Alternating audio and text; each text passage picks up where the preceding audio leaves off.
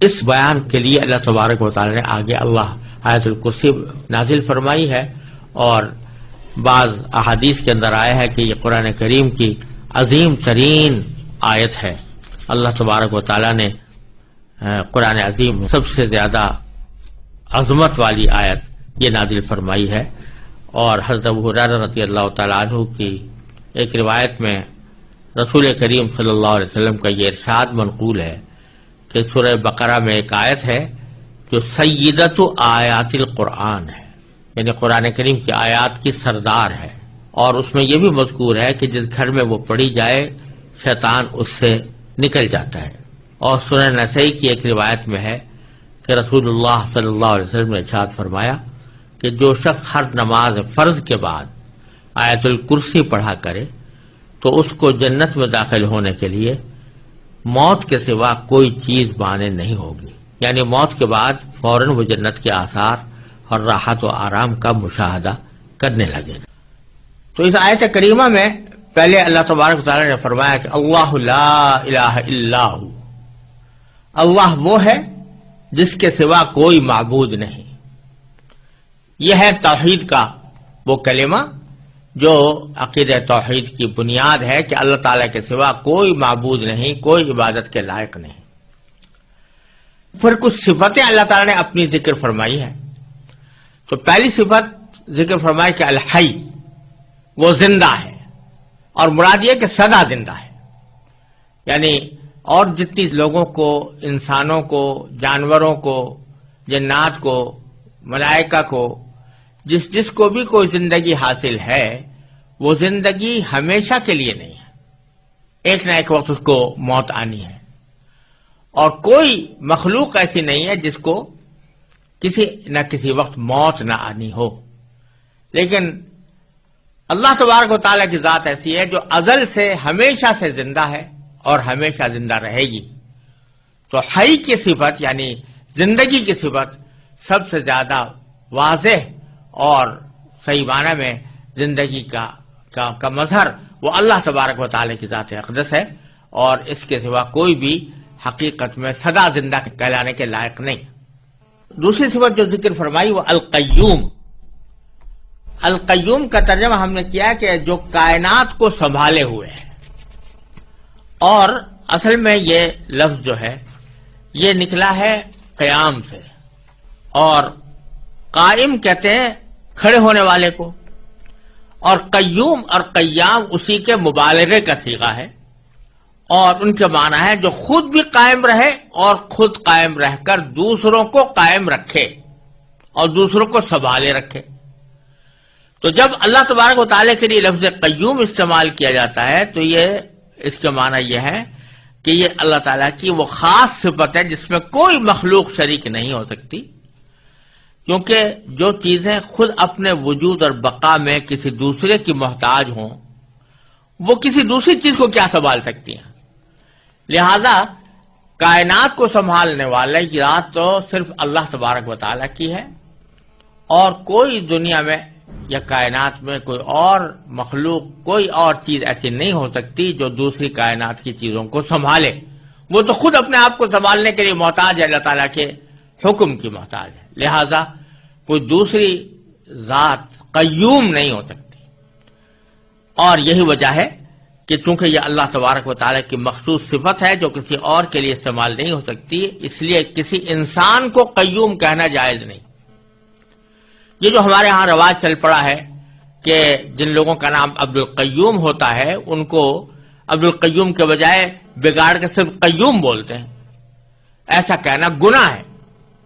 کیونکہ قیوم آپ کسی انسان کو قیوم کہہ کر بلا رہے ہیں تو گویا اس کو اللہ تعالیٰ کی مخصوص صفت اس کی طرف منسوب کر رہے ہیں، اور اسی کا نام شرک ہے۔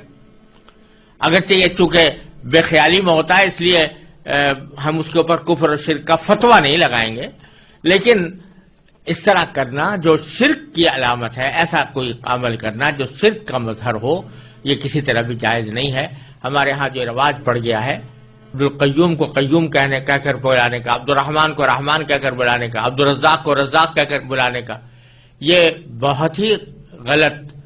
طریقہ ہے، اور اس میں اللہ بچائے شرک کا اندیشہ ہے۔ لہذا اس سے ہمیشہ پرہیز کرنا چاہیے۔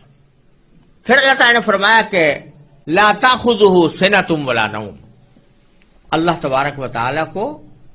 نہ کبھی اونگ لگتی ہے اور نہ نیند۔ یعنی کہا یہ جا رہا ہے کہ زندہ تو ہے لیکن تم اپنی طرح کی زندگی پر قیاس نہ کرنا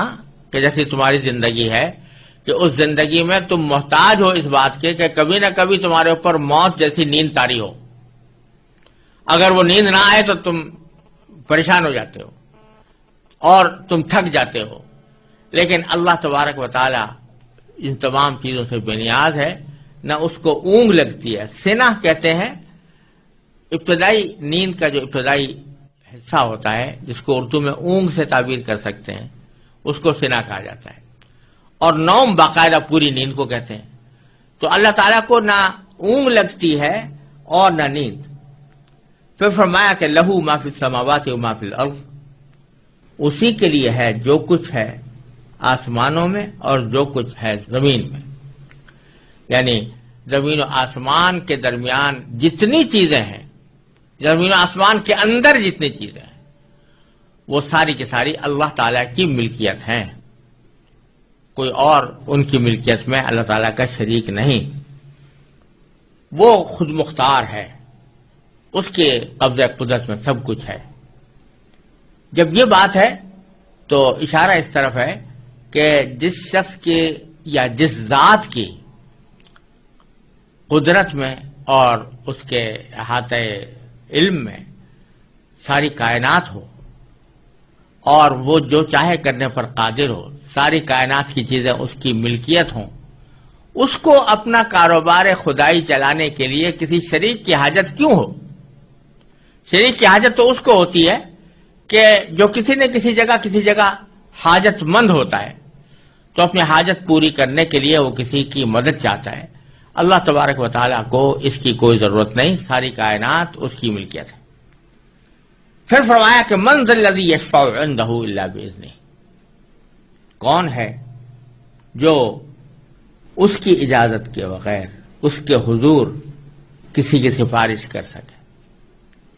یعنی جو عقیدہ تھا کافروں کا کہ یہ بت اور دیوتا یہ ہماری سفارش کریں گے اللہ تبارک و تعالیٰ کی بارگاہ میں، اس کی تردید ہو رہی ہے کہ اللہ تعالیٰ کے ہاں کوئی سفارش نہیں کر سکتا جب تک کہ اللہ ہی کی طرف سے اجازت نہ ہو۔ اللہ تبارک و تعالیٰ کی اجازت، یہ جو تمہارے دل میں تصور ہے کہ یہ دیوتا جو ہیں یہ خود اپنی مرضی سے اللہ تعالیٰ کے ہاں سفارش کر دیں گے اور اللہ تعالیٰ ان کی ناز برداری کرتے ہوئے ان کی سفارش قبول کر لیں گے، یہ خیال غلط ہے۔ اللہ تعالیٰ کے ہاں کوئی سفارش اللہ تعالیٰ کی اجازت کے بغیر نہیں کر سکتا۔ ہاں جن کو اللہ تعالیٰ خود ہی حکم دے دے، اجازت دے دے، جیسے پیغمبروں کو بعض مرتبہ اجازت دی جائے گی اور نبی کریم صلی اللہ علیہ وسلم کو شفاعت کا منصب عطا فرمایا جائے گا، تو یہ در حقیقت اللہ تبارک و تعالیٰ ہی کی طرف سے ایک انداز کرم ہے اپنے بندوں کے اوپر، کہ اس انداز کرم کے تحت اللہ تبارک و تعالیٰ نے کسی کو بندوں کی سفارش کی اجازت عطا فرما دی، اس کے تحت وہ سفارش کرتے ہیں۔ ایسا نہیں ہے کہ اللہ تبارک و تعالیٰ کو تو پتہ نہیں تھا کہ یہ شخص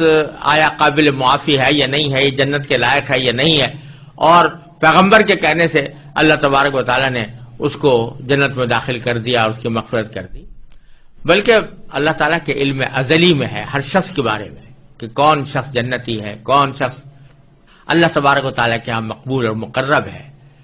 اور کس کی مغفرت کرنی ہے اللہ تعالیٰ خوب جانتے ہیں۔ لیکن ایک انداز کرم ہے کہ براہ راست وہ مغفرت اور رحمت کا معاملہ کرنے کے بجائے اس کو نبی کریم صلی اللہ علیہ وسلم کی یا کسی اور پیغمبر کی شفاعت پر موقوف کر دیا کہ یہ سفارش کریں گے تو ہم یہ کرم فرما دیں گے۔ تو سفارش کرنے والے کا بھی اعزاز ہے، اس میں سفارش کرنے والے کا بھی اکرام ہے، اور ساتھ ہی جس شخص کے ساتھ معاملہ ہو رہا ہے اس کو نبی کریم صلی اللہ علیہ وسلم اور دوسرے پیغمبروں کے ساتھ محبت اور الفت اور تعلق خاطر کا بھی پیدا کرنے کا ایک ذریعہ ہے۔ لیکن یہ وہ شفاعت نہیں ہے جو دیوتاؤں کی سفارش کا عقیدہ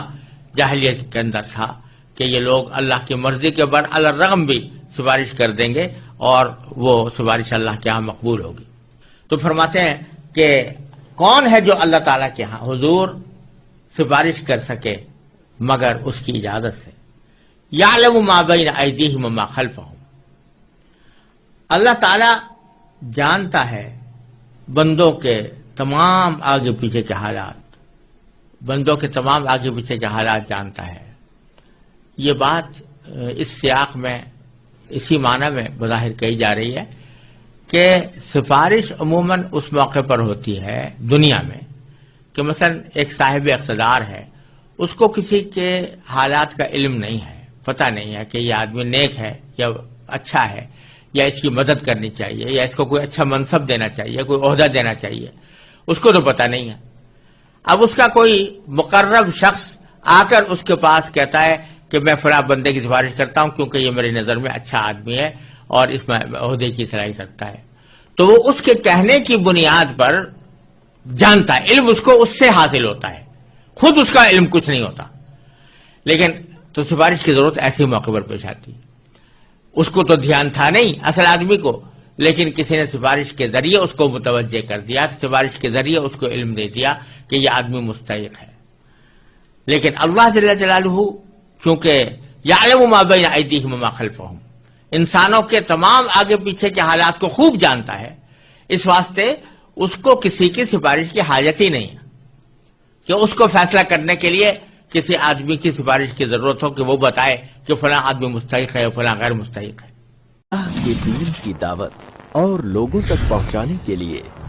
اس ویڈیو کو ضرور لائک، شیئر، کمنٹ اور سبسکرائب کریں.